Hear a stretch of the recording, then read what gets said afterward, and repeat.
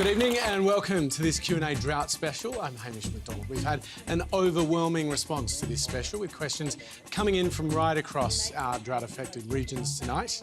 We spent $8 billion on dams. We had fresh, beautiful water. And we've been in severe drought for 2 years now.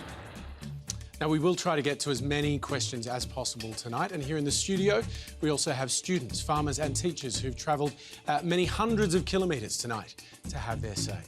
Answering the questions from you, the Australia Institute's senior water researcher, Maryanne Slattery, the Minister for Water Resources, Drought and Natural Disaster, David Littleproud, Kate McBride, the 21-year-old Grazier from Menindee, who put the spotlight on thousands of fish deaths in the Darling River. Also, the President of the National Farmers Federation, Fiona Simson, and the Shadow Minister for Agriculture, Joel Fitzgibbon. Would you please welcome all of them to this very important conversation? The Q&A is live in Eastern Australia on ABC TV and iView, and of course on News Radio as well. Our first question tonight comes from Drew Bowie. Hi, my question's for Katie McBride. You and your family have worked hard to highlight the damage done to our rivers through mismanagement and the effects of the cotton industry. Do you feel that the government's response has been adequate? Kate, the combination of that and the drought, are you satisfied with what the government is doing? Absolutely not. And something that we need to make very clear tonight is the fact that our water issues are, I guess, a little bit caused by drought, but the main issues are not that. And I'll touch on that a little bit later on the program. But we do not feel like we've been heard enough. You know, there is people leaving the land out our way, millions of fish dying, and yet it was only after videos went viral that we put up that we had anyone come out and visit us. And I think that's really disappointing. Why do people feel like they're not being heard? Because we've been inundated with the questions over the weekend. It's still people trying to get their voices heard. It's amazing to see that everyday Australians are now talking about it, and that's something that's been really heartwarming out our way. But I think it's the issues haven't been addressed. Like, even when we do get water back in the system, the same thing's going to happen again, and we're really conscious of that. We had a dry river back in 2016, we got water back, and then 2 years down the track, we're in the same position. So the actual causes of what's going on haven't been addressed, and that's what people are really angry about. All right, we are going to come to the government tonight for a response, but there are plenty of farmers here, plenty of whom want to have a say this evening. So our next question comes from Marie Knight. I'm from just south of Coonabarabran, and I've been running a drought relief program called Lamb Jumpers, so I'm living this drought. Australian farmers are the best in the world. Our products are clean, safe, sustainable. Our agricultural industry, one of our greatest assets.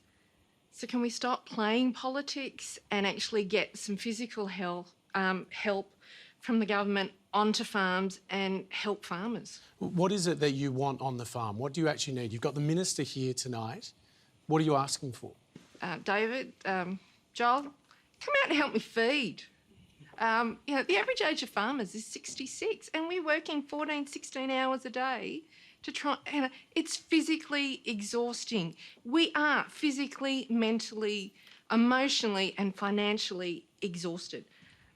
We're going into 4 years of this. We've never seen it. My family's been there for 160 years. We know it's never been this bad.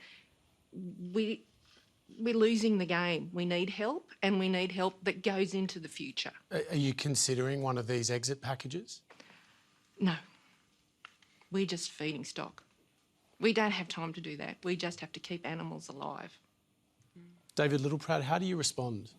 Well, look, as somebody that's lived this in my own electorate for year 8 we're going into, even before I became the member for Maryanne, I, as the candidate, went and did a feed run with a lady called Kate up near Aramac.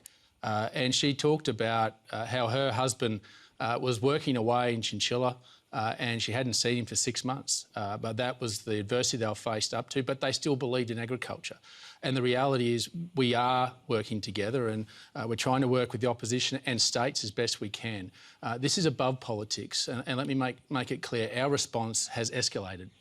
Treating drought is like going up a set of stairs. As it escalates, you take another step up. And 8 years ago, I've got to say, in a bipartisan way, the Labor Party had a mechanism that has now become the Farm Household Allowance, which is putting money into farmers' pockets. That was there under the Labor Party, and I thank them for that. But we built on that.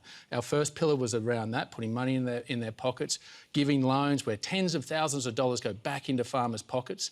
And then the second stage and the second pillar is around the community, because this drought goes beyond the farm gate. It goes into the local economies. And we've got to stimulate those in a way that gives them a crack at it as well. And that's why we put money into the shires, $1 million, and also through building dog fencing, getting also water infrastructure on farm. And then it is about the future. I think you articulate it quite well. We're the first government that said, let's not just try and look after here and the now. The next drought starts the first day after we get rain. And we have to prepare for that. And the future fund that we've put in place to make sure we give a dividend, to give you the tools from the research and development, but also the water infrastructure. We announced a couple of dams down in New South Wales, and we'll partner with any state. And this is above politics. We can work together and work with NFF. And we've respectfully listened to them, and we'll continue to look what they've put and add to our drought strategy. And that's what we've said from the start. We've continued to evolve as the droughts evolved, and that's what we'll continue to do. The Prime Minister said that even farm household assistance, those that come off it after 4 years, they will continue to stay on under the supplementary payments until this drought is over. But we respect the review and we respect the work that NFF's done, and we're here to work collaboratively with everybody. Joel Fitzgibbon, do you think your side of politics is guilty of playing politics with this? Well, Mary, I'm not a farmer, but I spend a lot of time with farmers, and I spent the October long weekend on a dairy farm, and I found the experience very confronting. So I can't fully appreciate the extent of your pain, but I hope, or like to think, I understand it. This is a very, very serious drought, and it requires a very, very serious response. Now, bipartisanship is important, and I've reached out on many occasions, as David has indicated, but there's a really fine line between being too compliant or too much agreement with the government and our role as an opposition to hold the government. On how long the farm household allowance should extend for. But holding the government to account. Our role is to hold the government to account. So we've extended the bipartisan hand, but when the government has it wrong, it's my job to call it out. And sadly, David, I think that your government has it terribly wrong. There is no overarching strategic plan for this drought. All the announcements have been ad hoc and piecemeal, one at a time, an announcement here, an announcement there. We need a battle plan for the nation, and we need a scenarios document which tells us what we should do if this drought, God forbid, lasts for another years, or worse, 2 years or 3 years. And each scenario should have a battle plan attached to it so that we can well in advance know what needs to be done. And you're right, Hamish, sadly the government's taking farmers off the farm household allowance while this drought is ongoing, and I think that's a very bad decision and very disappointing. Fiona Simson, you must see the way the politicians are fighting this out. I mean, it's hard to deny that this has become political. Well, I mean, and that's the worst scenario for communities and landholders and anybody suffering drought, to be honest. I mean, on my own... Does it anger you? I think people just get really frustrated. I mean, they see the outcomes, they see the needs out there in the communities, and the last thing they want is political machinations getting in the way of some really good outcomes. But that's exactly what's happening, isn't it? Well, it is and it isn't. I mean, I think that at the moment what we do need to get everybody in the room, and the NFF's proposed that some of the things that we've proposed for future droughts actually come into play now, and that is that we have state governments in the room, we have federal governments in the room, we have people who represent farmers and communities in the room, so that we can actually focus on the outcomes, Hamish, rather than, you know, this mudslinging that happens in Parliament sometimes when people get distracted by what side of the house they sit on, rather than the outcomes. Don't you need to ask why this is happening so many years into the drought? Absolutely. And look, this government is the first government that's actually even contemplated having a policy that where we're looking at future droughts instead of just playing catch up and looking and being reactive. And so, you know, and I congratulate the government for what they've put out there so far, but we need more. And as David said, we do have to keep looking at and responding, but we do need to have another plan in place too, because we can't keep going into the next drought like we've dealt with this drought. And that's one of the critical things. I mean, Marie's right. I live down the road from her. The need is absolutely critical out there at the moment, but we have no plan. We don't really know. We're in uncharted waters. And because the farming industry is so diverse and communities are so diverse and the needs are so diverse, then and we haven't got the data about what's worked in the past, we haven't got the assessments and the rigour around those decisions, then it's really, really hard. Maryanne Slattery, can I bring you in for some expertise? I mean, your focus is water research, but do you think politics has failed to grasp the enormity of the challenge facing Australia right now? I think that the politics is both sides of politics, major sides of politics, are really really invested in making sure that the Murray-Darling Basin Plan continues in its current form and aren't willing to actually have a look at what's gone wrong with that plan and have a conversation about, you know, what has worked and what hasn't worked and what do we need to change. And I think that in this conversation about a drought policy, what I don't see is the water reforms have been a structural adjustment by stealth. We are seeing, you know, we've had $13 billion come into the Murray-Darling Basin Plan. That's attracted a lot of, you know, big agribusiness. It's attracted a lot of, you know, people, investment from overseas. We're seeing a lot of money that's being shifted to big agribusiness at the expense of family farms. We're seeing the creation of industrialised monocultures in our irrigated sections in the south. That's going to be nuts. And that's pushing all of the family farmers out. So is that making it... I have to interrupt there though, Hamish, because there's some really big sweeping statements in there and they're just not true. What's not true? Well, for example, pushing all the family farmers out. I mean, well over 95% of farmers in Australia are still family farms. There are big water speculators, though, in business right now that are making huge profits from water. Well, again, we just have to be careful about using the data to make sure that we understand who's in there, who's out. We've got the ACCC looking at the market at the moment. The water market in Australia is new. She just said that's wrong. Well, so I think there's a premise there that the drought is mostly about the Murray-Darling Basin Plan. And there's plenty of communities that have run out of water, communities like Tenterfield, like Guyra, like far north Queensland, like South Australia. There's plenty of places where the plan is not even in action. It's outside the basin. And, you know, I think that we have to talk about drought firstly, and then we talk about all the peripheral policies and things that happen with it. But there's no doubt that there is widespread drought across wide parts of Australia at the moment. And, you know, it's really arguable that you know, every time we talk about drought, then to talk about the Murray-Darling Basin Plan as well, it doesn't necessarily comply. Is water a peripheral policy when it comes to dealing with drought? Look, I think water's got to be an integral part of when we're having this drought conversation. But in all honesty, I've spent the last week going around and speaking to people and saying, what are your thoughts on drought? What can we do to fix this? What are the issues with it? And even with that, I've had people come up to me and say that they feel like drought packages are focused on big people, big corporate people, and that there's this idea that you get big or get out sort of thing. And that's the genuine feeling that I've had speaking to people from the last week. And so even with drought, not even like, you know, talking about water, but it's the same, I agree with you, it's the same case. But even with drought, there's a feeling from people saying, you know, if you're not big enough, then get out. And it's the same with Barnaby Joyce coming in. I'm going to come back to the Minister, but I want to take another question from our audience about the impact this is having on broader regional communities. John Southern is the principal of Trundle Central School in drought-ravaged central New South Wales. Last Friday, the Deputy Prime Minister, Mr McCormack, visited Trundle Central School. During a question and answer session, a Year 3 boy from a long-term farming family asked, is there anybody outside Trundle that really cares about us? Children are often brutally honest and reflect the views of adults. In my community, I certainly believe this young man reflects the views of hundreds of disillusioned people in regards to the speed and targeting of the response to help people, especially children. My question is, why is this nation still so appallingly unprepared for drought? Before I turn to the panel, can you just tell us a bit more about the impact this is having on Trundle and your community?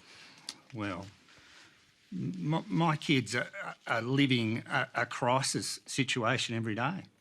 Like I've got kids that are going out to their farms and they don't know what Dad's going to do tomorrow. They don't know whether they're going to be there next week. They don't know whether somebody's going to foreclose on their farm. I've got kids that are generational farmers that are saying to me, they're going, Sutho, it's too tough. I don't want to go on this farm anymore, okay? And then I've got people telling me that they're doing all this stuff to help my community and my kids out. And I've got to say, mate, I haven't seen what you're telling me that's happening out there. I haven't seen the grassroots stuff to come and grab my kids and pull them up and say, it's okay. We're going to get through this. Who's saying that to us? Is that what you want to hear from the Minister tonight? I want people in government out there on the farms patting these kids on the back, patting farmers on the back and saying, it's okay, you are genuinely good Australians that are helping us in our economy and they're helping us in our culture. That's what I want. That's what I want from you guys. David Littleproud. Well, they aren't alone. Let me make that clear. We are standing shoulder to shoulder. And as I've said, my electorate's been in this for 8 years. And I've seen the pain and distress on those communities and those children. And we've made sure, particularly around mental health, that it's not just targeted at mum and dad, it's also to the kids. I had a principal in my own electorate tell me that one of their senior students, quite gifted, was away from school for a couple of weeks helping on the land, on their property, because they simply needed the extra set of hands. That we've got to stop, and we've got to tell them that it's okay, we're going to be there to support them. Our mechanism in going towards making a difference to those farmers and communities is, as it always is in this country, we have a safety net for those. You use your own resources and then we get to the point. And that's where it's not correct to say people are being kicked off the farm household allowance. No one will be. And even the Prime Minister's made that clear. In fact, there'll be more people go on it because we've made it easier for those to earn off-farm income to get on it, to give you a little bit of an extra helping hand. That's just one of the mechanisms. And this is the hard thing. Drought is different to other natural disasters because you can rebuild a bridge or a house and you can see it happen. Droughts deplete landscapes and bank balances, and it starts at the farm gate and then it spreads through the economies. And so as it continues to worsen, you've got to continue to take that next step and try and target into those communities and try and make a difference by stimulating it. And that's what we've tried to do, and that's the best way to try and ensure the communities get through as well as those on the land. And there is a future. Make no mistake, we have seen the 5th consecutive year of median land prices, dollars per hectare of land, agricultural land, go up. In fact, last year, in 2018, it went up 10.7%. So there is a future in agriculture. The story of agriculture is just add rain. And we can't beat ourselves up because we have been through this before. And let me tell you, we'll be through it again. But that's why we've got to, as Fiona's quite clearly articulated, we've tried to say, let's not just try and get you through, but make sure you're prepared even better for the next one. Kate? Can I ask you a question? Yeah. When they used to drive through puddles, are you blokes going to leave us alone? Is that going to be it? Or is it going to be the 2 or 3, 4 years it's going to take to get these communities back on track, that the government's going to be there helping us? You're so right. One rain event will not break this. I can tell, I used to be an ag banker. I can tell it's going to take at least 3 or 4 just average years to get us back up on our feet. And one of the things we've said from the start, we get castigated for going out and sitting and kicking the dust and trying to talk to people. You know what? I say to everybody, Joel, the whole lot of us, get out there and listen and learn. You know what? If you had all the answers, you wouldn't be out there. But we're going out and we're listening to them, and that's why we continue to change our tact every time with a different package to make sure it's targeted to you, to those that are most vulnerable. I need to bring in Joel Fitzgibbon here. Yeah, look, I don't want to have a blue of David on national television about drought, that's for sure, but that is just patently incorrect, David. 600 farming families have already been taken off farm household allowance because they've been on it too long, and by the department's own admission, another 500 families will be taken off farm household allowance by Christmas. And I think that's a callous act while this drought is ongoing. But can I just quickly Before we move on, we just need to let the Minister... No, the number's wrong. It's actually 600 and there's another 1,100 that come off, but they will still get a supplementary payment. We're not taking the money out of their pockets. One-off. No. One-off payment. Joel, with due respect, you heard it. It's in Hansard. The Prime Minister made it clear that no one will come off these payments. We will continue to make the supplementary payments up until June next year, and in May next year, we'll have to make another decision if it hasn't rained. The Prime Minister said that in Hansard. You were sitting over heckling, but you heard it, mate. You heard it first. That is a misrepresentation, You know David. full well that the Prime Minister has been very clear on that. That is a misrepresentation, and you know it is. No, it's not, Joel. And in fact, I'm prepared to make it quite clear right here tonight that this government will not be taking those off those supplementary payments. The Prime Minister's made it clear in Parliament. He's in Hansard. He can't run away from it. Just think through the rationale of all the logic of this. They get a weekly or fortnightly payment. The Prime Minister's going to take them off the payment, and then he's going to give them 6 months of payment in advance as a cash payment on the way out. It's very easy for the Prime Minister to say, oh, don't worry, maybe next year we'll think about another cash payment. What is the logic or rationale behind that approach? Let me bring no Kate sense McBride whatsoever. back in here. What do you make of this? Because we started the night talking about whether politicians had turned this into a political stoush instead of solving the problem. What's your reaction to the exchange you've just seen? I think we can see it right here. I mean, the question was about what's the future for the kids? And that's exactly my question as well. Like, as a young farmer, I'm 21 years old, where's my future in all this?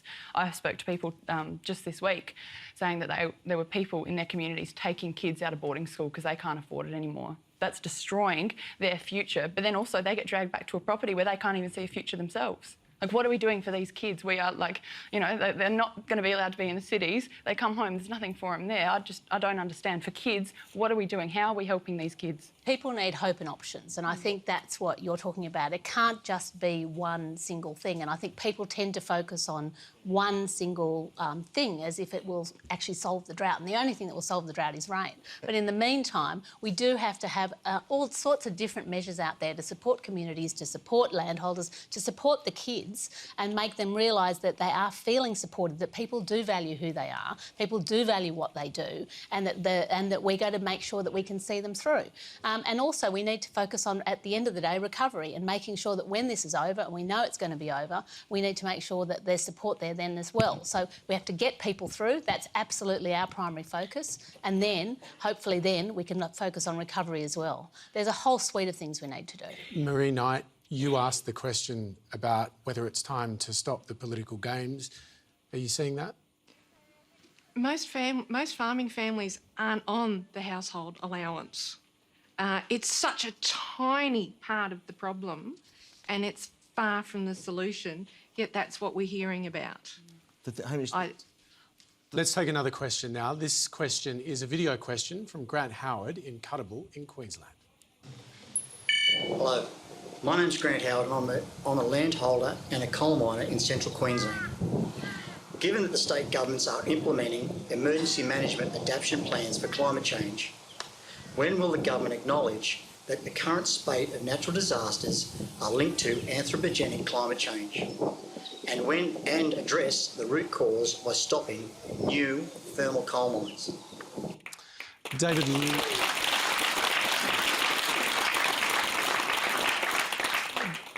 Littleproud, you've had a range of different answers on the question of climate change and its impact on the drought.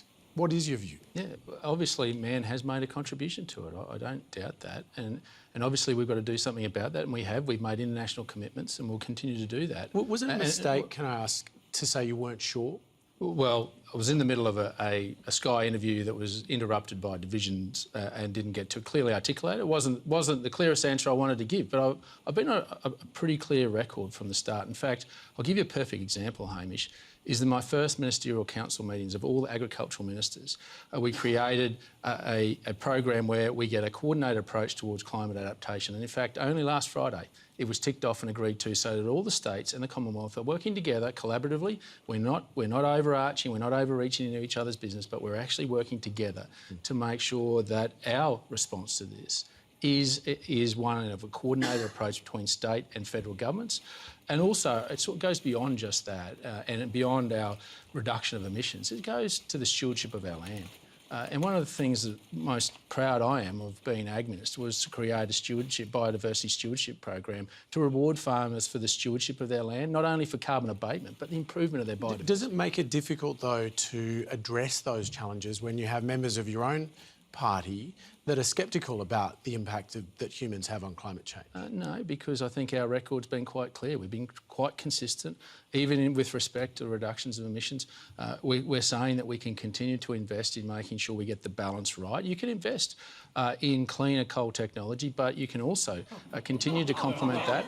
You can also complement that with renewables. And in fact, my own electorate, I have a shire in my own electorate that wants to be the renewable capital. We've got a wind farm that's about to be completed completed. We've got a significant solar projects going on.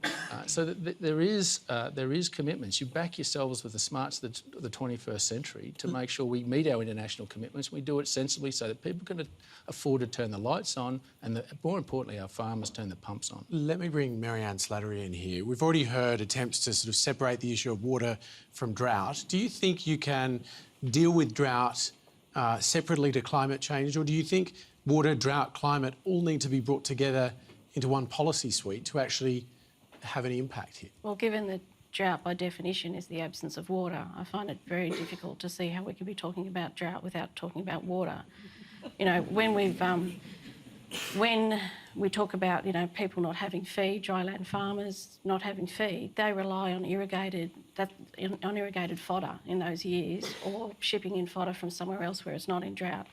So I think that when we're in drought, our water policy and how we're using our water becomes very acute.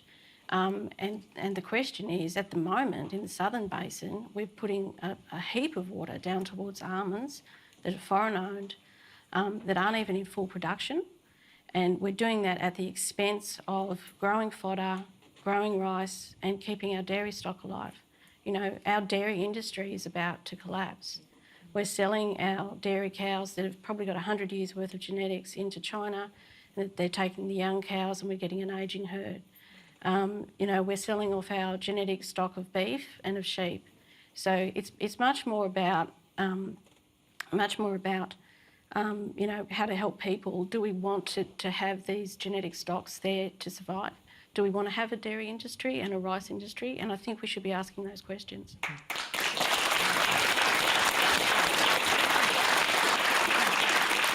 Well, Fitzgibbon, this was a question about climate change and new coal mines. You seem to have a position on this that is quite different to other members of your party. You come from an electorate where there's a lot of mining. How do you respond to that question? Well, first of all, Hamish, it is true that the foundation for the development of any truly national drought policy has to be an acceptance that the climate is changing and we're all making a contribution. And in the coalition, there are too many sceptics or indeed deniers. But you want Labor to lower its carbon reduction targets. Let me finish. David talked about what they are doing, but carbon emissions have been going up year on year, every year for the last 5 years. And you can't avoid that, David. That is just a fact. What I said, Hamish, is that we can't afford to allow Scott Morrison's government to allow them to rise for another 3 years. So I posed the question, what could the Labor Party do from opposition, because unfortunately we don't get to run the government? What could we do over the next 3 years to force Scott Morrison into turning that around and to begin pushing emissions down over the course of the next 3 years? I don't want to sit back for 3 years. Can we just be straight and talk about what we do in 2030 when he's allowing them to rise for another 3 years? Let's be straight, though, about what you want your party to do. You want them to reduce the emissions targets. I want my party to force Scott Morrison into acting over the course of the next 3 years. And I posed the question, what would Scott Morrison do if tomorrow we just said, OK, let's just go for 28% this time around? And if we were able to get to 28% by 2030 without costing jobs, without hurting the economy, that would be a great foundation upon which to argue for something more ambitious. But the alternative is to just sit back, have a target, feel good about ourselves, but allow Scott Morrison to allow emissions to rise every year for the next 3 years. I think that would be irresponsible of us. Do you think that's quite a confused political position? No, not at all, because they're going up every year. I want to get them going down every year. We cannot afford to wait 3 more years. So you can do that by lowering your party's emissions reduction targets? I'm saying that all the focus would be on Scott Morrison if we just got out of the way and said, OK, let's focus on your target for the next 3 years. And if we could achieve that turnaround and indeed get to, you know, towards 28% over that period of time, it would be a great foundation to say to people, see that? That wasn't that hard. We didn't lose any jobs. The economy's still strong. How about we do something more ambitious on the next round? OK. We've had the dairy industry raised a moment ago, so the next question is a video from Natalie Akers from Talagarupa in Victoria. Northern Victoria produces 80% of the milk in the basin, but we are at a tipping point. The MDBA's own analysis shows that Northern Victoria has lost 5,000 jobs. That's 2,000 more jobs than any other state. the Commonwealth has obtained 25% of water that was once available to farmers. Quite simply, the Basin Plan is creating a man-made drought. How can Minister Littleproud claim the Basin Plan's created more certainty for dairy? I do want to come to you, Minister, but Maryanne Slattery, does that check out? Does that assertion that she makes checks out? Certainly dairy industry's on its knees and it's got very little time left. But can you really argue that the Basin Plan has created man-made drought? I think that the water reforms, that includes the water market as well as the Basin Plan, have made things worse. I think that governments have exacerbated this drought. Is there any evidence of that, though? Yeah, we've had increased extractions in the Northern Basin with the increase of floodplain harvesting through unregulated, unmeasured floodplain harvesting. We've got new structures that have been subsidised by the But there hasn't been Commonwealth. floodplain harvesting for several years now. Can I finish, please? Yeah, sure. We had we've got changes to the Bowen Darling water sharing plan, which allow take of all of the water in the river at low flows. The government drained Menindee Lakes in 2016-17 and has never been able to give an explanation of why they drained the lakes when there was flooding in South Australia.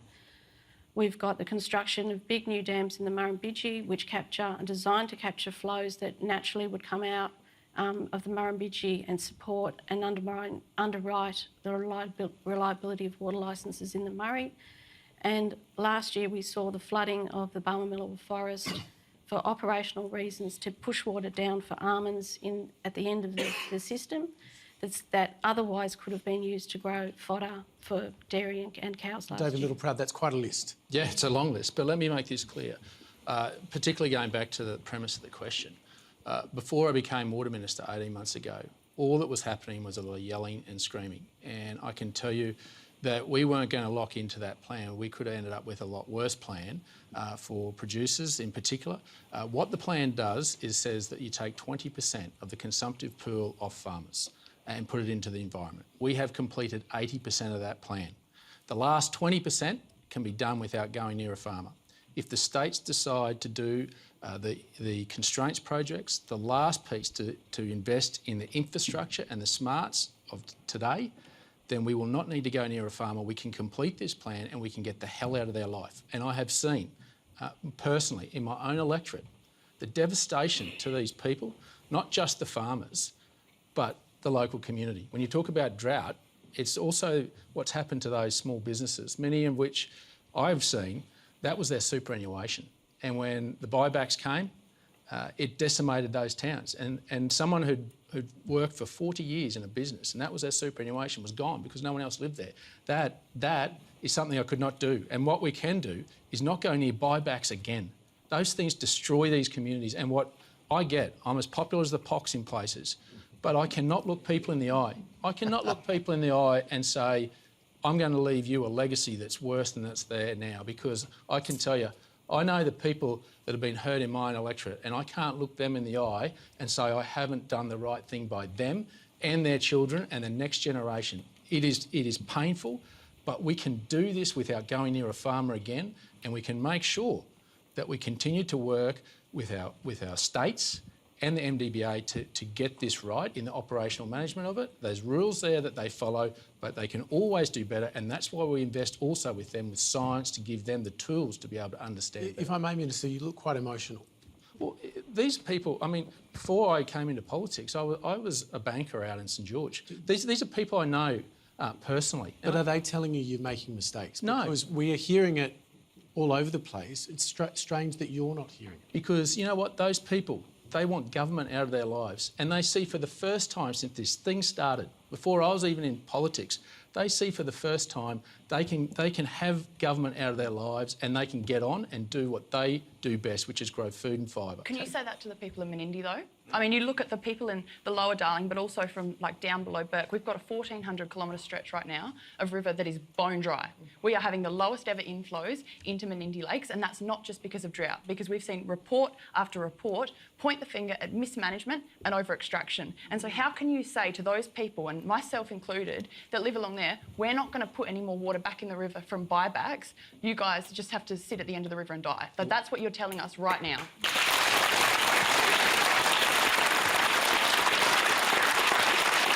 can tell you the same emotional story in Queensland where you can walk across those rivers at the moment, those riverbeds, and you won't even get mud on your boots. There is a supply issue, a significant supply issue. And when you talk about that event that happened in Menindee and that horrific fish death event, make no mistake, the reality was the water managers had to make a decision whether they use that water because it is the least efficient because of this thing called evaporation, and it evaporates quickly.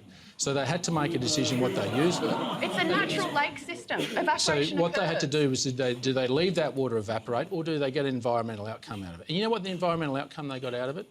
The biggest spawning event of Murray cod in our nation's history from that water that was let go.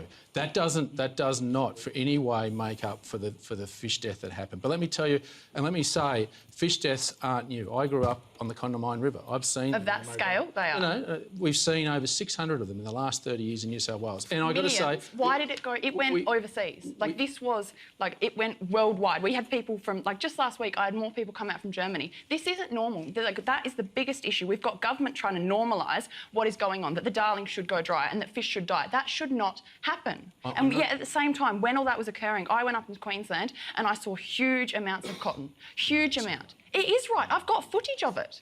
so let me make it clear. The environment and communities have to come before things like that. That needs to be the way it's done. And let me make it clear that the MDBA is just, they don't own the water. They are just the water managers and send it down on behalf of state governments who have arrangements between them that have gone back generations with irrigators and also the environment. And basically the MDBA sits down every year and says, this is the pool of water we've got. This is what your allocation gets out of your entitlement. And in fact, the Commonwealth water holder is treated the same way as an irrigator, the same way with the states. The states have set arrangements between South Australia, Victoria, New South Wales in particular. And a lot of the management of the river system comes from the responsibility of delivering that water, because since Federation, we haven't been able to have the states agree, and that's been one of the biggest challenges. And Hamish, can I come in there? Because I think it's important. I mean, the question was asking about, you know, losing 20% of their entitlement. That is what's actually happened through a lot of these communities, because since 2012, we've actually given back 2,000 gigalitres, over 2,000 gigalitres.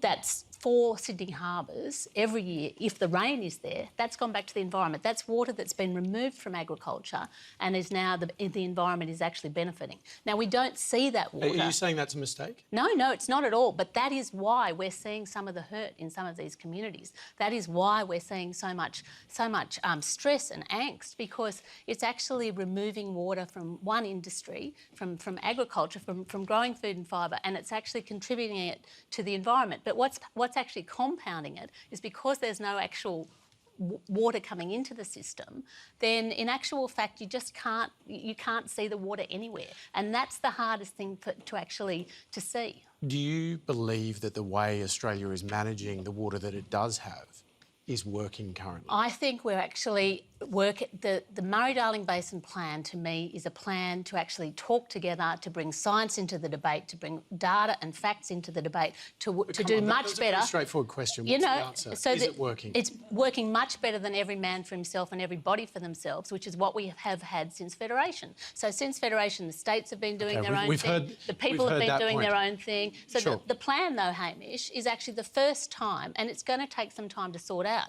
Now, in the meantime, what's happened is, because it's involved massive restructures, I mean, we have to do better. Of course we can do better. We must do better. But we're not going to do better unless we commit to staying in the room, talking to each other, feeding in the data as we get it, making better decisions, being transparent about those, and looking at what's important. Let me bring Maryanne Slattery in. Be patient, give it time. No, the Basin Plan is a train wreck. We are not going to be...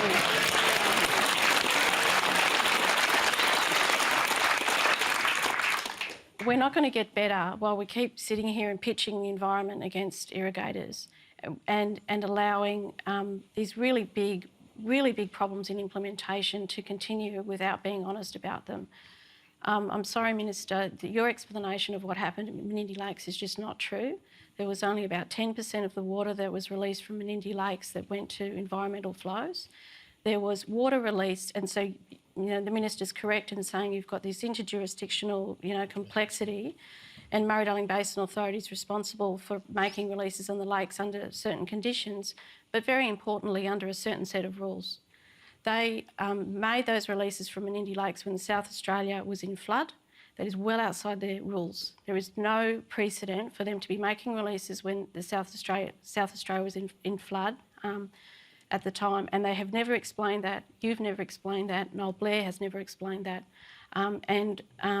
You know, that has caused a shortage of water last year that could have been used, could have freed up water from the New South Wales Murray, and they could have grown fodder.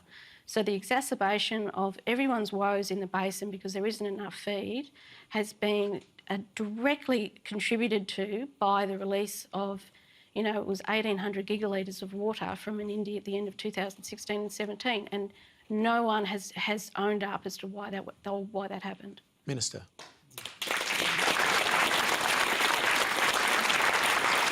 Well, as Maryanne knows full well, there's legal proceedings on a couple of those matters that she touches, so I've got to be, I can't go in. But you just said that something you said wasn't. No. Well, I'm sorry. I represent the Australian taxpayer, and obviously I've got to protect as a member of the executive. I can't frivolously go and talk about matters that are before the court. I don't think anyone would expect that, nor anyone that represents a company to do that. Obviously, with respect to Menindee, the incident there, we engaged Professor Vitesi to come in and to give his expert advice about what we should do. There are a suite of measures, more than $80 million plus package that we put in place. That is securing some of the A-class licences that New South Wales government's put in place. That's around giving better science, $20 million to make sure that we equip our water managers with the science, the best science to understand the environment, the changing environment, and then also around using satellite technology and remote river sensors to ensure those flows go to where they should be. And that's what we'll continue to do, make that investment as we need to and be agile enough to do it as and when we need to. Our next question tonight is a video from Badger Bates in Wilcannia in New South Wales. Hello, my name is Badger Bates. I was reared up on the Barker, or the Darling River was behind me. In the old Barker, when I was in its glory, we got fish, yabbies, turtles, shrimps, you name it, we got out of the river and it's fed us. And also I like to add, we had fresh, beautiful water. It might have been muddy, but it was beautiful.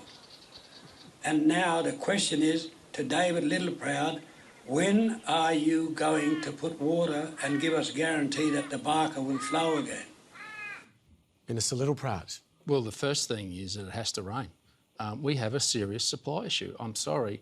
I can't make it rain, and the only thing that'll get the water running into those rivers is stuff from the sky. That is a serious, serious issue that we've got, and until we fix the supply, there are going to be constraints on that. I'm sorry, I can't lie to you. Will you ensure when it does rain, that water is embargoed by the states, so that water can actually get down to places like Wilcannia? I mean, I know Badger. I've been out to Wilcannia. I know the people out there. The male life expectancy of that town is 37. So how are we not fixing those issues? Well, and that's exactly why we work with the states who are developing and finalising their resource plans around the rules to fit within to make sure that the appropriate flows go to the environment and they manage that with MDBA, and we make sure that that's done. And in fact, there's been some trials done in New South Wales and a number of catchments around that to get the environmental flows, and that's why we couple that with the technology, the satellites and remote river sensing to make sure it gets to where it should. And obviously there's also an issue there that there was a flow from the Warrego, as you well attest to. We've given the New South Wales government considerable financial resources to fix that. And I've written to the Environment Minister in New South Wales to make sure he does fix that, because if heaven forbid we do get a rainfall, we want that water to flow, and we want it to do it properly. And so I've got to engage with the states to make sure they come with me. In a lot of this, all I've got is a chequebook to entice them, and I've got one, and I'm trying to get them to do it, and particularly that embankment there, which was, I've flown over it not long ago. I mean, it's disappointing that should have been done long time ago. Let's be honest. We can't gild the lily. It should have been done a long time ago. They should have just got on with the job. And I get there were some cultural issues, but really it's about going out and engaging with those people and understanding the money's there for it to be done. I'm not even asking them to put their hand in their pocket. I'm saying let's just do it because that was the contract that we signed, and it should be respected. Kate McBride, you've been out there in those communities. How much are they suffering? Our townships are dying. Like they have, and it's not just recently as well. My nearest town's Menindee. In my lifetime, that has halved in population. We used to have great big grapevines and used to drive in and like either side, you know, one company I believe did 1 million boxes of Menindee seedless. Everyone knew what Menindee seedless grapes were. They're not there anymore. The whole township is dying, and that's not just because of drought, it's because of water issues, because the water just isn't getting down to where it used to get to. And all our irrigators are gone, there's no more fresh fruit. And, you know, what's that doing to the rest of the town? We have to go another 200 kilometres to go and get any fruit. On a human level, what's that like? It's heartbreaking. Like, that's where I was born and brought up. Like, it's my home, and now there's nothing there. Like, you know, you can hardly go into the shops to get the things you need. It's gone. Our towns have been destroyed, and this was being destroyed well before this drought hit, and that's what's really heartbreaking to see, is that this is so much to do with water management, and we're not allowing those townships, and we always speak about, you know, we can't hurt the townships up the top and everything like that, but what about the people at the bottom of the river? Because we are giving them absolutely nothing right now. I want to find out a little bit about how this is impacting Indigenous communities as well in those areas. Bruce Shillingsworth is in the audience tonight. Bruce, I know you've been travelling to those areas as well. Can you describe the impact? Look, we just come back from the big Yamagunabaka corroboree on the rivers Walgett, Bree, Burke, Wilcannia, Menindee. And look, I took a group of, there was a convoy of 300 people, and on the rivers we had about 1,000 in the corroboree each night. Those Indigenous people that come on that journey spoke to a lot of our elders in those communities, and they wanted to hear from the voices of those communities, those voiceless, that have been voiceless over the last couple of years. Look, the impact of the water mismanagement and the corruption and the corporate greed and capitalism in this country has killed our rivers.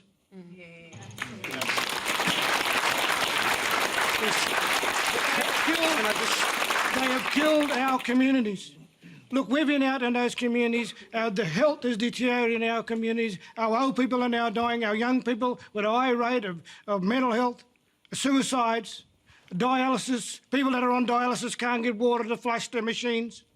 So they've got to move on, now migrate to bigger towns, bigger rural towns and cities.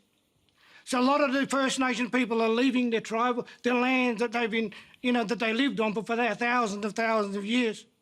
How do we bring back the 50-year-old cods? How do we bring back the freshwater mussels? How do we bring back the aquatic life, the ecosystem and the animals that relied on the river and the water?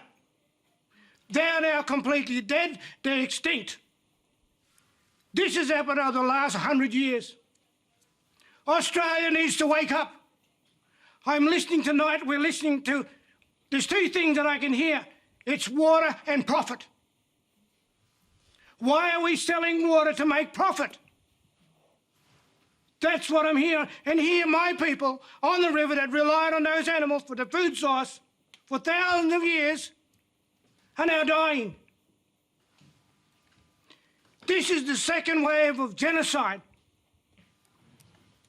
that's happening in my community. So I'm going to speak on my community, and I'm going to raise a voice for those that have been voiceless over the last 230 years. That's what frustrates me, and that's what's frustrating our community. Why are our people dying young? Why are our people suffering? Because of the greed, the taking of our water. Where is our rights to water? First Nation rights to water. We have a right to fresh water. Put the water back in the river, not just for us, but for the environment. Thank you very much, Bruce Shillingsworth.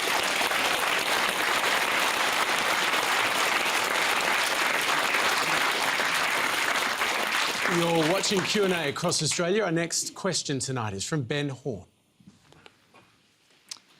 Yes, thank you. First of all, one comment following Bruce's comment. Fiona, I've heard you speak tonight a lot about the water and the area in Gyra, which is dry, and everywhere else. And I've heard you, Minister Littleproud, talk about getting really emotional about being in the northern part of the basin where it's dry. What I haven't heard, and we didn't see you in Tokemore, where there was about 4,000 people that are hurting, who were standing next to the Murray River, which is flowing over its banks, which has water, and the people down there like in West Koorugan, can't access it and are being told they can't access this water going past them.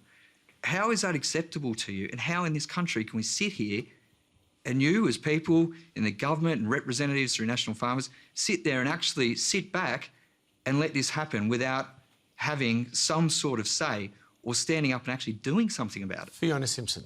Yeah, look, I think the one thing that would be worse than not having any water is actually watching it flow past your back gate.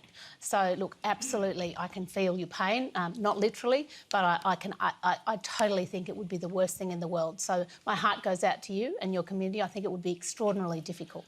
However, Hamish, look, I think these are the things that we have to make sure we can address. The agreement that we have at the moment to work together across the whole basin. So that's the north, the south, the whole parts of the basin. It's incredibly different all up and down the basin. We have to understand, and the plan is about making sure it's not a set and forget type of instrument. It's about making sure that we can understand the impacts, bring in the data and the science and what's happening there on the ground, and, you know, and understand things like the effect that the environmental waterings are having.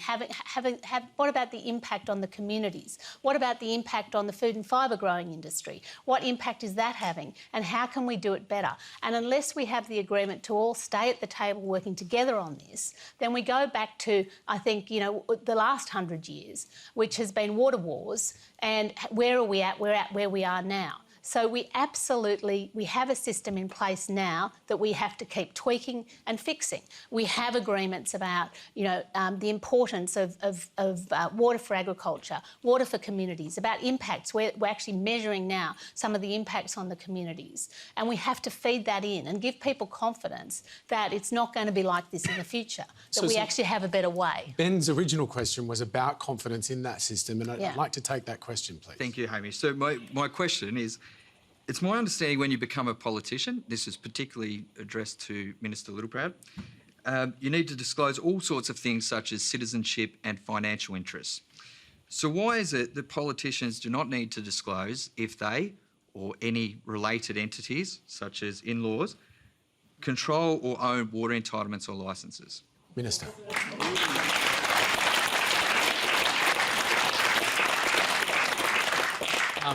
Sadly, Bruce, I'm not married any longer. My marriage broke down some time ago. My in-laws, my father-in-law and mother-in-law were dry land wheat and sheep growers. They were not irrigators. And sadly, we get a lot of people that hide behind the curtain of Twitter and Facebook, get on a keyboard and say a lot of things that aren't right. Quite hurtful. You know what? Have the courage to come forward and put your name to it. I've put in place an Inspector General that will bring integrity. If you are so confident, go and ring McKilty and raise any allegations you have with him. I find it quite distasteful that you would raise something that has no foundation, that's predicated by someone that's too weak to come out from behind Twitter and tear away at my family that sadly has had a breakup. But look, if that floats your boat, mate, good luck to you.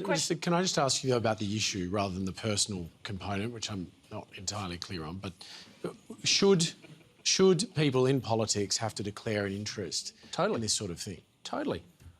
So why don't they? Well, what's in question, what he's trying to raise from behind Twitter, is that someone has tried to say that my ex-wife's second cousin, once removed, who's now facing charges over the misuse of a Queensland state government program, somehow has a link to me. It was created before I was in Parliament and before I was Water Minister. So, you want to dance? Let's put it out on the table. Let's go hand in hand to Mick Kilty.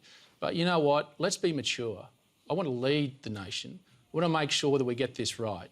But if we want to get into this petty, grubby situation, good luck to you. And I think we should say that, Ben, you're a lawyer involved in a class action at the moment. I think it's best if we leave the personal bit out of this. But it is a reasonable question, isn't it? Why shouldn't politicians declare And they should, and I have nothing to declare. But with all due respect, my ex-wife's second cousin once removed, I don't know how many of your partners' second cousins once removed you talk to. I never met them. There is your answer, Ben, with all due respect. All right. Let's move on now to our next question tonight. And it comes from Laura McFarland. What is being done to aid farmers in keeping their property? The National Farmers Federation and Barnaby Joyce should not be saying that it is time for farmers to make tough decisions. It is time for the government to stand behind the people that are struggling and stop making empty promises and playing the blame game. Why not declare a national disaster to release more funding and extra resources for help? Can I put that to you, Joel Fitzgibbon? Yeah, well, thanks for the question. I thought it was a really unfortunate time for Barnaby Joyce to be suggesting that people will just be forced off the land to be paid to exit. Now, there will be farmers that even in better times will be marginal at best for various reasons, many of them outside their control, but you can't start saying people aren't viable because they're still hanging on in the 7th or 8th year of drought. Now, there might be a time in the future when we talk about assisting people to leave the land if they don't have a long-term future, but in the middle of the drought is absolutely the wrong time. And it's another example of the ad hoc approach the government has to this drought. We don't have an overarching national plan. And back on bipartisanship... But this was a question, though, about declaring a natural disaster. Would you in government do that right now? Well, we certainly are in a national emergency, but I think the government's going to have to spend more money than it would spend if it invoked the national disaster funding. So it's a moot point, really, how you derive the money. The fact is that we are potentially, God forbid, facing a calamity here. I think a lot of people are underestimating how serious this drought is, and there will be some tough decisions need to be made, a lot more money to be spent. And this is why Anthony Albanese and I have reached out to the Prime Minister and said, look, let's form some sort of drought cabinet, whatever you want to call it, an advisory body, so the major parties and indeed other representatives of the Parliament are sitting together and reaching a consensus on these things. If you've thought so much about this, what's the figure? How much does the government need to spend? Well, unfortunately, the Prime Minister was claiming for many months that he was spending $7 billion, and that was proven to be untrue during Senate estimates last week. At very best, if I want to be generous, he might be spending... This is a question about you. What's the figure that you... Well, Hamish, I'm in opposition, and sadly will be for another 3 years almost. But what we're saying is Anthony Albanese stood at the Bush Summit in Dubbo and wrote a blank cheque. He looked down out to the audience, including the Prime Minister, and said, Scott Morrison, the opposition will back you. Whatever you want to spend, we will back you. A blank cheque from an opposition leader, that's pretty rare. I don't know whether his shadow treasurer thought about it at the time, but we have supported every measure the government has put forward over the past 6 years. The problem is there's been no strategic... I know what you're going to say, Minister, and you are wrong. There has been no... you just draw the rest of us in, because... overarching strategic plan. No, as I said, no scenarios about what it looks like in the future, no responses to each. And I'm sorry, I know you didn't mean it offensively, Madam President, I like to call her. Hope not. But we had a process for developing a national drought plan in 2012. COAG had a plan. For the first time, we dispensed with all the old exceptional circumstances arrangements because they were full of moral hazard, inefficiencies, they were expensive, and there was no proof that they were working. So the states and the Commonwealth, with the support of the National Farmers Federation, said, let's start again. 6 foundational points to develop a truly national drought plan. What happened? Tony Abbott was elected. He and Barnaby Joyce abolished the COAG committee that had been charged with progressing that new plan. And all we've had since is these piecemeal ad hoc decisions, almost on a weekly basis, lately, because Fiona the Prime Minister Simpson just thinks it's going to rain one day and he kicks it down the road. I think what's tended to happen is it's rained. Every time we've decided that we're going to have a national approach and a national drought strategy, it's rained. But I think the premise of the question, going back to the question is that the communities need support now, and there's a whole range of different things that need to happen out there, and that's why when we've proposed a package for the government to consider, we put forward things that were going to affect all sorts of different people, no matter what they do in the community. So we've talked about, for example, local government rate relief. We think that there are a lot of people that aren't accessing much support at the moment. So we want to make sure that anything that government puts out there is actually going to help the most number of people that we possibly can. Now, we have suggested as part of that, we've suggested local government rate relief. We've suggested how they could maybe keep employees on farm, because we know that if people leave farms, they're unlikely to come back. They're part of the Rural Fire Service, the Rural Fire Brigade, they're part of the school committees. We need to keep people on the farms and in the communities. So we've put forward forward some suggestions around that as well. ICPA, back to our friend at Trundle here. You know, how can we keep people, and I think Kate raised, you know, how can people keep sending their kids away to school if they live a long way away from school? We think they need some help to do that. And we also do think that it's our main aim is to try and keep people on farms and to keep them sustainable and make sure that they're there for the future. But we also think that we need to have as part of the conversation the fact that some people have had enough and they should not be stigmatised for thinking that they need to leave the land. They don't want to do it again. They just have had enough. And so for that reason, we have proposed that the government consider offering exit packages. And we think that that is an option when you're in drought. How many people are going to sign up? Have you heard from your... Well, we know that in the last time it was offered under John Howard, about 138 people took up that option. But this time, how many have you heard from that are actually willing There's to do plenty of commentary on social media at the moment, and well, people we who've all know come that to me. means not much. Well, no, people who've messaged me and said, so there are people who, even though the property market is strong, and you know that people think you should be able to sell your farm for all sorts of different reasons. Some people are feeling like they have no options, Hamish, and that is a horrible, horrible way to feel. If you feel like you've got no hope and no options, and the only thing you want to do is to move out, then, you know, and I think it isn't a huge amount of people. I think it's a relatively small amount of people. But by the same token, you shouldn't be stigmatising people who feel like that. And if they, you know, it's about giving people hope and options. Do you think they want to move out, though? Because the feeling that I've got from so many people is that we feel so abandoned by government, we have no hope, we cannot stay any longer, and this might be the only option. No one, I tried to find someone this week saying, would you leave land? Do you want to? Not a single person. We do farming because we love it. It's not a job, it's a lifestyle. We live there, it's our life, it's our, you know, you wake up and you go to bed after night time. Like, totally agree. People don't want to go. No, totally agree, but it depends on your age and your stage and where you're at and what's happening. So there are plenty of people, so this drought's come hot on the heels of the last drought, and I don't think it is a lot of people. I honestly don't think it's a lot of people, but I also think people, you know, you want to try and relieve the stress. So are the exit packages distracting from the real issues then? I think it's just part of a whole suite of different things that we should be looking at if we're being honest about what's happening out there. It's not, you know, we know that one size doesn't fit all. We know that not one thing is going to help everybody. But in actual fact, you know, I think we believe, you know, we have a plan for a $100 billion industry by 2030. There's a lot of things envisaged in that. Clearly, we think that we're sustainable and strong, but we also think that this drought is absolutely, hopefully, a one in a lifetime, and it's having impacts on people in so many different ways. And at the moment, we need to support people, but put a whole range of different things on the table. Well, that leads us very nicely to our last question tonight. It's from Simon Toscan. I'm 17 years old and my family are farmers from Darlington Point. In the next few months, I have to make some very important decisions that will impact my life. Is the government able to let us know if they have any options and plans that will help future-proof farming and provide viable and exciting career options for young farmers? David Littleproud. Well, definitely, and look, can I encourage you to go home, get into agriculture any way you can, but let me say one of the things that we will be bringing out in the very near future is agri-starter loans through the Regional Investment Corporation. And we've asked our Regional Investment Corporation to partner with banks because one of the biggest inhibitors of getting young people on the farm gate is capital. And how do we work with traditional banks to partner with them to use the $2 billion we've got sitting in the Regional Investment Corporation to use to get young people into agriculture at the farm gate level. That's going to be a product that we're trying to make sure that it has buy-in from the commercial entity so that we can partner, not compete, and then transition into the commercial world. But also we need to think about the new jobs of agriculture. Not everyone can afford to go back. And one of the things that I did as Agriculture Minister was around research and development. We should have a centre of excellence here in this country on research and development. We are ranked number 20 in the world.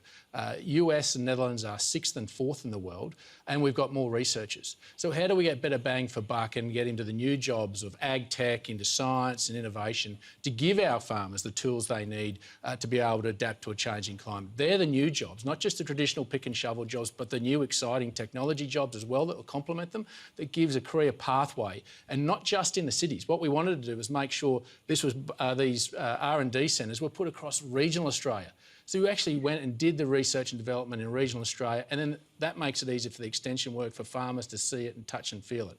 So the future is bright. And this is the thing: is we're talking. Let me just go back to Simon and ask him whether you've excited him sufficiently to head back to northwest of Wagga. Yeah, I guess, but...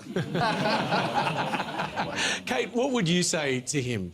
Is there a bright, promising future on the land?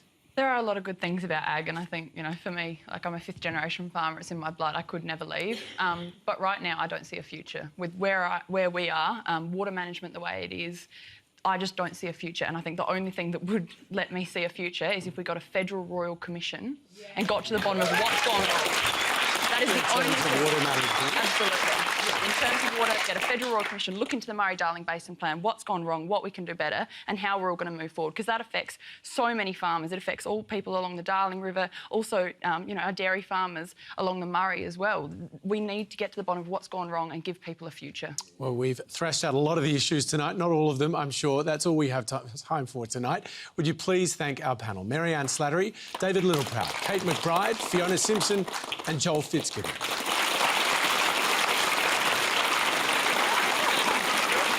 You can continue the discussion on Facebook and Twitter, I'm sure you will. Next week, in collaboration with the Wheeler Centre, an all-female panel. Fran Kelly will be in control alongside the Egyptian-American author Mona El-Tahawi, Indigenous writer and activist Nuyuka Gorry, the anti-ageism author Ashton Applewhite, and Jess Hill, whose forensic investigation of male violence is challenging old assumptions. Thanks to all of you that contributed questions to tonight's Drought Special. I'm sorry that we didn't get to all of you, but we're so grateful to you for contributing, and to the many of you in the audience in the studio tonight for driving such enormous distances. Please give yourselves a round of applause. And that's it for me and the team here at Q&A tonight. A very good night.